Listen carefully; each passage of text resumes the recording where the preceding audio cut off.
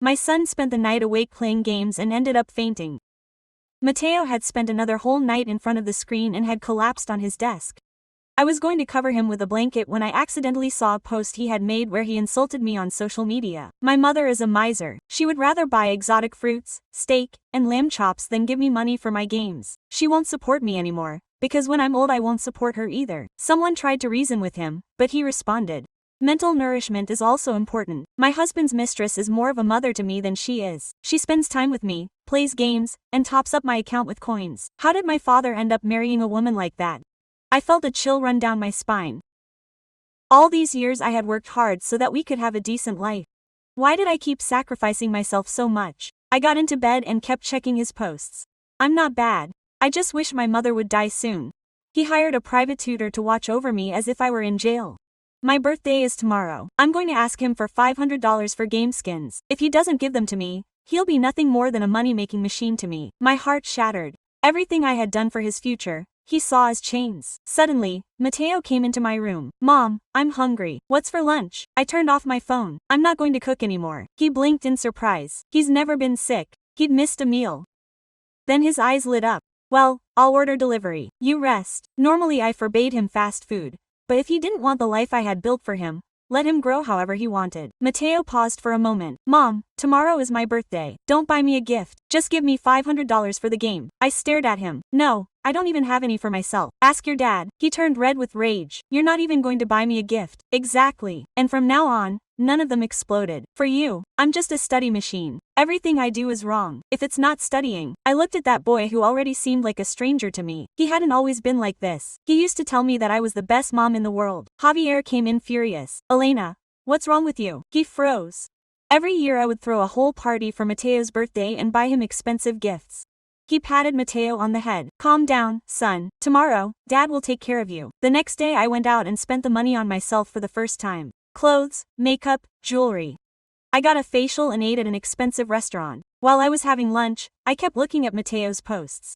My mother went crazy, stopped cooking, and didn't even acknowledge my birthday. But it doesn't matter. The three of us celebrated at my other mom's house. "She's incredible." Some defended her. Others said she needed boundaries. Mateo responded, "That's why I say my other mother is better at everything. Next week I'm taking her to the parent-teacher conference. She's the best woman in my heart. Dad's going to divorce that crazy woman sooner or later." I felt nauseous. When I got back that night, Mateo and Javier had celebrated, but they were still mad. Javier confronted me. "Why didn't you make her birthday special?" I replied, "I celebrate it every year.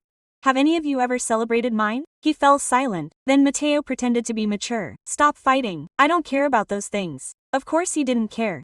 His other mother had charged him $1,000 to the gambling account. A week later, Mateo didn't tell me about the parent-teacher conference, but I went anyway. He offered to pick up a friend's daughter who was in the same class. I wanted to see that other mother. When I entered the classroom I saw her, Carla Reyes, the receptionist at Javier's small business, 25 years old, pretty and young. I sat behind her. Neither she nor Mateo saw me. When the teacher asked about Mateo's college plans, Carla smiled. "His grades aren't good, so he won't be taking the entrance exam. His dad and I just want him to be happy and healthy." The teacher frowned. "You're Mateo's mom." Mateo stood up quickly. "She's my mom." Everyone looked at Carla and then at me. The teacher pointed at me. "Mateo, your mom is back there." There was a thick silence. I smiled and asked Mateo, "Who's your mom?" Murmurs were everywhere. Mateo's face tensed, but he spoke calmly. "Carla Reyes is my real mom. Elena is my aunt. My real mom died when I was little. She only pretended to so they wouldn't bother me." Without a hint of guilt, the teacher turned to me. "That's right, Mrs. Vega." I didn't hesitate. "Yes. From now on, talk about Mateo's school stuff with Carla." His wish granted at home, Mateo tried to justify himself. "Mom, don't be mad. I only lied so they wouldn't find out I got a surrogate mother to replace you. Didn't you want to go through that embarrassment?" "No." I smiled bitterly. "I know. You said it to save face." He relaxed.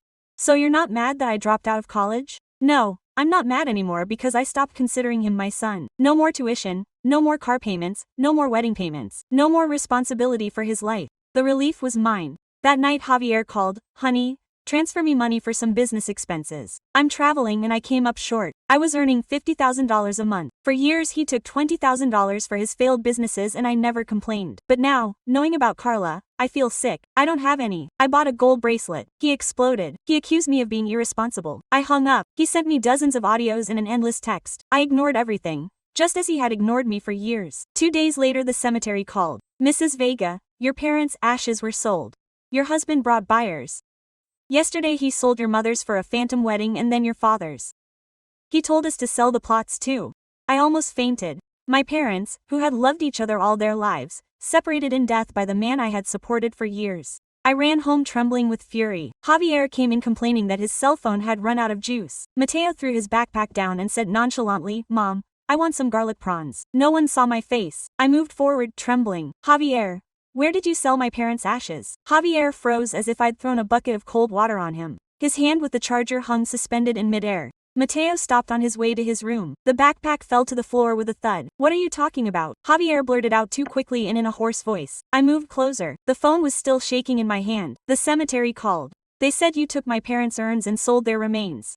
Where did you sell them? Mateo frowned. "Mom, what are you saying? The grandparents are at the cemetery. We went last year." I didn't look at him. I just looked at Javier. His eyes darted toward the door, toward his briefcase, calculating escapes. "Elena, are you exaggerating again?" He said. "You misunderstood." I just cut him off. My voice sounded strange to me. Too much. Serene, too dead. "Don't you dare lie about this. Where did you sell my parents' ashes?" For a second something ugly flashed across his face, annoyance, impatience, the same look he made when the waiter brought the wrong plate. Then he sighed as if I were the irrational one. "Well, I moved them. That cemetery is so expensive. I found a cheaper place. Do you know how tight we are for money? It's better for everyone in the long run." Quote, "You sold them," I whispered, "to phantom marriages to strangers." Mateo's head swiveled toward him. "Dad, what is he talking about?" Javier threw the charger against the table, the plastic clattering. "I had no choice," he screamed. "Do you think money rains down? Do you know how much it costs to maintain your mother's plot forever? Your grandparents are dead, Elena. They don't care where they are. We're the ones who are alive. We need the money." I stared at him, feeling my heart pound in my throat. "You didn't even tell me. If I had, you would have cried, screamed, made a big deal out of it. You can never be reasonable when it comes to your parents." He said it as if it were an argument about the color of the curtains, not about having desecrated my parents' final resting place. Mateo stirred. "Dad, did you really do that? Don't talk to me like that." Javier barked at him. "I did it for this family. For your future." There it was again. For your future. For the family. The phrase etched into every retreat, in every sacrifice he had torn from my hands. I thought about the nights at the office, the unpaid overtime, the headaches, the way I had stopped in front of my parents' graves and sworn to them that I would return often, murmuring news about Mateo's grades. The place didn't even belong to them anymore. "Give me the money," I blurted out suddenly. Javier blinked. "What? What you got for their ashes and for returning the plots?" He laughed. A dry, incredulous sound. "Do you really think I have that in a drawer somewhere, Elena? Everything I do is to support the business. That money is invested. It's working for us. Don't you understand how entrepreneurship works? I'm building something important here. You invested my parents' ashes." I said. "You used their remains as seed money." Mateo flinched. "Mom." His voice sounded small, like it had when he was a kid. For the first time in years, I turned to him slowly. "Mateo, when your father told you I was mean, selfish, and controlling, he also told you that I've been supporting this family on my own for years." He opened his mouth and closed it. "Who pays the mortgage?" I asked. I hesitated. "Dad's company." I almost laughed. "The bank thinks differently. The loan is in my name. Your father's is destroyed by all his big projects. Who pays for your college? Your cell phone? The Wi-Fi you use to destroy me in your groups?" The color drained from his face. "Dad." Javier tensed. "Why are you dragging the kid into this? Money is complicated. He doesn't need to know every single detail." I ignored him. "Who hired the private tutor you said had me enslaved?" He looked at me with wide eyes. "She was my college classmate." I continued. "His parents were broke. He couldn't afford to pay for college admission. She cried the day she got the acceptance letter. I swore to myself that if I ever had a child, they would never go to school sitting on a cold kitchen floor with borrowed books and no one to guide them. So I called her, begged her to charge you less, and paid her with what I had saved. Every hour she spent with you fighting for your grades came out of money that could have been used for your grandparents' grave or our retirement or something else." Mateo swallowed hard. "You never told me. I didn't think it was necessary. I thought when you got into a good career you'd understand. I just thought I could carry the resentment." Until then I took a deep breath. The air was thick, full of things that could never be undone. "Do you know where the money for the coins for your games came from?" I asked quietly. She frowned. "My other mother buys them with her own money." I almost felt sorry for her. "Your father doesn't have a salary," I said. "The company barely makes any money. It's been using my card, the joint account where my salary goes to reimburse myself, business expenses. He told me that clients needed entertainment, that investors expected a certain level. Do you know what entertainment meant? Dinners, hotels, gifts, and coins for your games. While he called me a cheapskate, the money he spent with you was still mine. Silence fell like lead. Javier's face contorted. You always distort everything. You agreed to support me. You said we were partners. Now you paint me as a parasite in front of our son. I didn't have all the information before, I replied. Now I did think of the cemetery employees, their halting voices when pronouncing his name. I thought of my mother's laughter, my father's worn hands. I thought of the small, cold urns carried by strangers. Something settled inside me. Calm. I'm going to call the police, I announced. Javier's mouth opened like a fish out of water. You've gone crazy. Corpse desecration, I said slowly. Fraud. If marriage's posthumous documents are technically legal, the cemetery has documentation. I want to see exactly what you signed. If they aren't, let the police take care of it. Either way, no more covering your back. Mateo shook his head, incredulously. Mom, are you going to get Dad jailed? I'm going to protect my parents, I said. And myself for the first time in a long time. You're crazy. Only Javier. You're going to sink us. You'll ruin Mateo's future. Think about the scandal, his classmates, the teachers. I almost laughed. His classmates already think their mother is dead. Do you remember? That was the story you told them. Mateo flinched as if I had slapped him. I'm going to fix it, he stammered. I'll tell them the truth. I'll say I lied. You don't have to fix anything for me, I replied. You're going to have to live with what you said. I went to the cabinet where we kept the papers. My hands were steadier than who waited while I pulled out folders. The mortgage, the joint statements, my pay stubs, the insurance policy, the copies of the cemetery contract. Suddenly it became clear to me that the entire family structure had always depended on me. I had organized, filed, paid. Javier had been the powerful voice, the giant dreams, the man of the house who never built anything solid. I did grab my wallet, put the documents away, and grabbed the car keys. Where are you going? Mateo's voice broke. Quote, to the police station, I said later, to the cemetery. Mom, please, he begged with a broken throat. Don't do it. People are going to find out. They're going to talk. For years I lived to protect your image, I said, staring at him. I made excuses. I smoothed everything over. I carried guilt so you wouldn't be ashamed. No more trading my dignity for your reputation. Javier lunged forward and grabbed my arm. If you cross that door, don't come back, Elena. His fingers dug into my skin. For a second the old reflex returned. Apologize. Back off. Swallow the toad to keep the peace. Then I remembered my parents' urns being dragged away by strangers. I remembered Mateo writing that he wished I would die. I released his fingers one by one. You sold my parents, I said. You already made sure I had nothing to go back to. I went outside. The air outside was freezing. But for the first time in years I felt like I could actually breathe. At the police station, the officer listened without interrupting. I handed him the papers, gave him the cemetery's phone number, and recited dates. My voice trembled a little. At the cemetery, the administrator smiled nervously. Mrs. Vega, this is a misunderstanding. You confirmed to me that my parents' ashes were sold. I hung up. I'm here with the police now. If you want to clarify anything, do it in front of them. It turned out to be both worse and better than I expected. Yes, Javier had authorized the removal of the urns. Yes, they had been used for posthumous marriages, but the cemetery hadn't held the ceremony yet. They were still keeping the 2 urns in storage, waiting for the families to pay. They had sold the right to use them, but not the urns themselves. When they brought them in, my legs gave out. The officer discreetly held my elbow. Quote, I want to move them, I said that same afternoon, to another cemetery. In my name only, and I want everything in writing. Every form my husband signed, every transaction, every signature. The administrator's face was white. Sure, Mrs. Vega. We'll collaborate on everything later.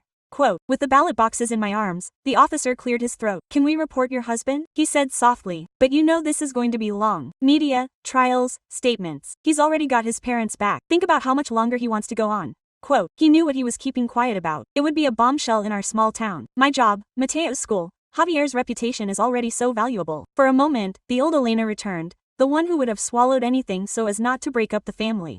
Then a calmer thought came. Now she had a choice. File a complaint. I said, if the prosecution decides to go ahead, that's their business. The truth is the truth. What he did has to be recorded. It wasn't revenge. It was drawing a line that said, my parents mattered. Their lives and their deaths mattered. I matter. When I left the new cemetery, it was afternoon. I stood for a long time in front of the fresh tombstone, running my fingers over their names. Mom, Dad, I whispered. I'm sorry it took me so long to defend them. I thought caring for others was honoring them. I was wrong. The wind stirred the branches. For the first time since that call, something in my chest loosened. When I got to the apartment, he seemed more alien than the cemetery. Mateo was sitting at the table, his cell phone face down. Javier wasn't there. He left an hour ago, Mateo murmured when he saw me. He said he had meetings. He was yelling on the phone, saying that you had ruined everything with his investors. That's their problem, I replied. Mateo looked at me for a long time. His eyes were red, his hair disheveled. He looked like the little boy who cried again when I dropped him off on his first day of kindergarten. Is it true? He asked quietly. Everything you said. The money, the teacher, the grandparents. Yes, I answered. He swallowed. Why didn't you ever tell me? Because I wanted to be the kind of mother who didn't keep score. I said, I thought if I loved enough and sacrificed enough, one day I'd see him alone. Instead, I paved the way for your father to believe you. He flinched when I repeated his words. Cheapskate, controlling. His hand went to his phone and stopped halfway. I deleted the forum posts. Music, that doesn't take away what you posted, I said. Or the feelings you had when you wrote it. He shifted restlessly in his chair. He was furious. Other people's parents are laid back. They let them play, go out with friends, do whatever they wanted. You were always controlling me. Tutoring, strict schedules, no takeout, no video games during exams. I felt like you didn't see me as a person, all you saw was my grades. I remembered those years of measuring his height in the doorway. I celebrated every inch I gained. I kept his childhood drawings. Yes, I saw you, I replied with his plain. Too good, that's why he was so demanding. He wanted to give you opportunities that I never had. But somewhere along the line, I stopped listening to you and just imposed. I tried to build you a perfect future and forgot that maybe you wanted to have a hand in designing it. He looked down at his hands. Finally, he murmured, then you're going to kick me out. There was pure fear in his voice. I thought of all the nights when his scared little body would curl up against me after a nightmare. I'm not going to kick you out, I said. You're still my son. Even though I don't really like the person you're becoming right now, things are going to change. His shoulders slumped. What do you mean I've cut off your father financially? I explained. The joint account is gone. My paycheck goes into a new account in my name alone. The mortgage will be refinanced in my name alone. He'll have to manage his business without touching my money.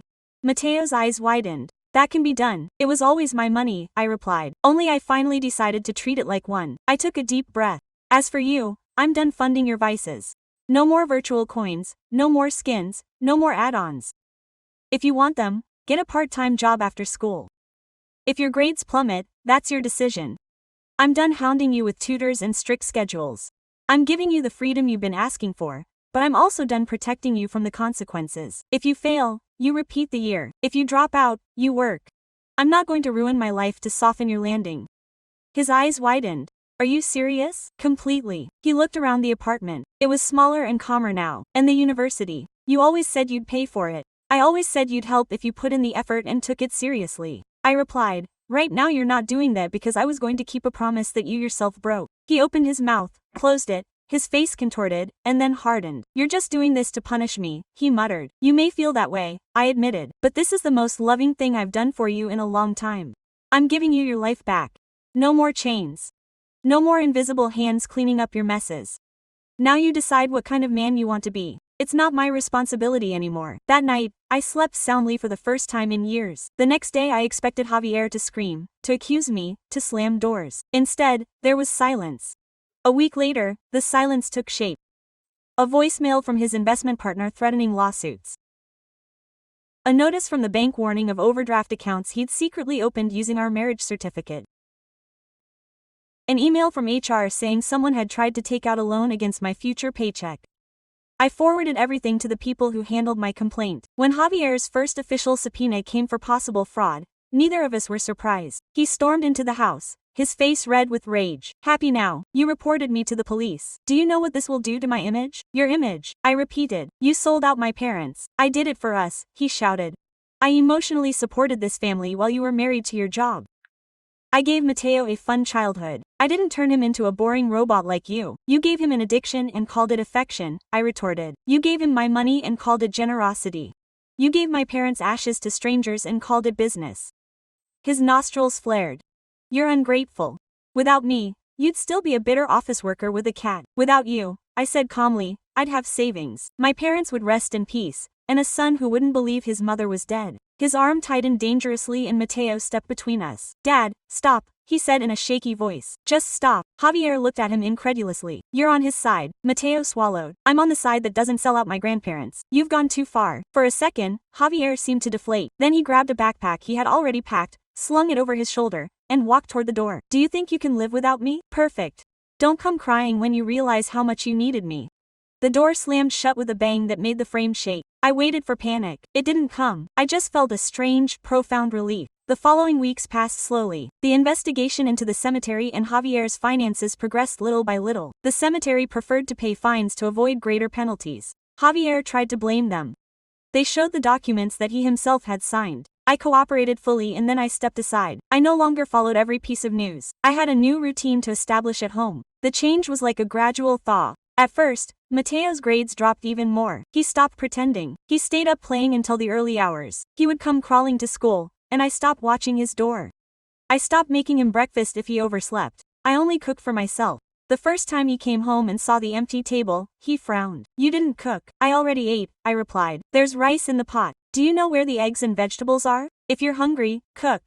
If you're too tired from playing all night, that's your problem." He looked at me like I was crazy. Then, little by little, he started cooking. The first few attempts were disastrous.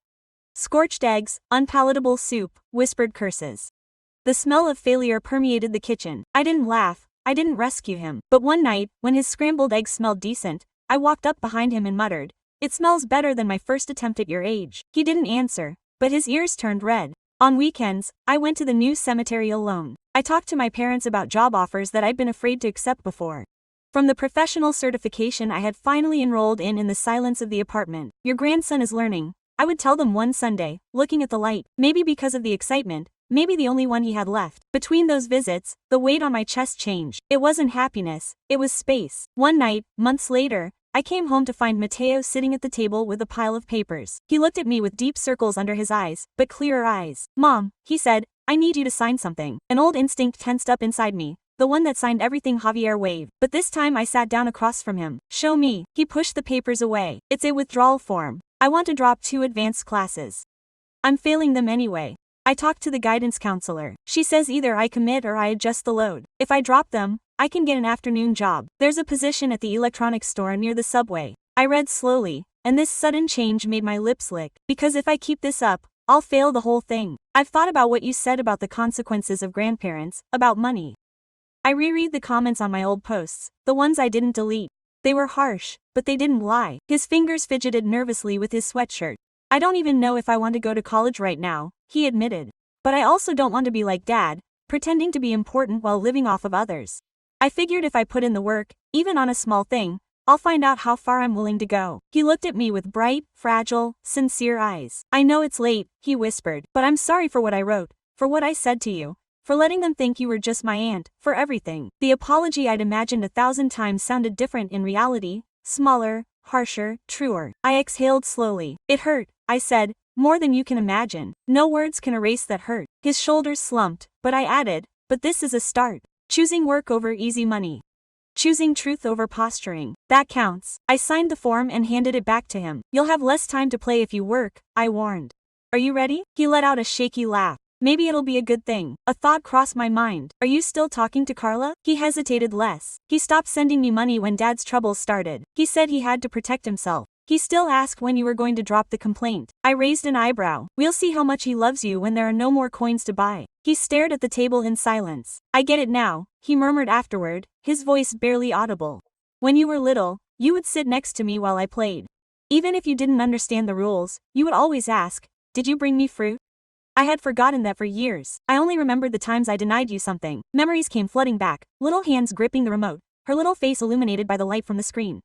Quote, "We both forget things," I said. "You forgot how much I did for you. I forgot that you're still growing. We can remember differently from now on.